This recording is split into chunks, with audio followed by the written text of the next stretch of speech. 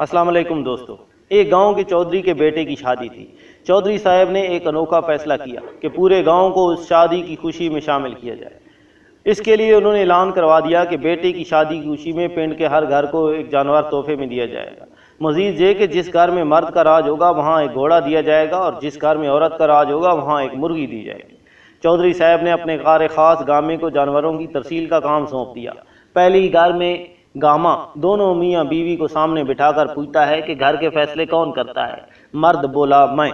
गामे ने जवाब दिया कि जनाब, सारे घोड़े किसी न किसी के हो गए हैं, अब सिर्फ 3 बाकी हैं, एक काला, एक सुर्ख और एक चिट्टा। जो तुम्हें पसंद है वो बता दो। मर्द ने फौरन जवाब दिया कि मुझे चिट्टा पसंद है। पास ही बैठी खातून ने बुरा सा मुंह बनाते हुए अपने खामन को टोका और ऊंची आवाज में बोली, नहीं नहीं, हम काला लेंगे। मैंने देखा हुआ है, उसके माथे पर सफ़ेद फली है, वो बड़ा सोहना लगता है। मर्द ने कहा कि चलो काला ही दे दो।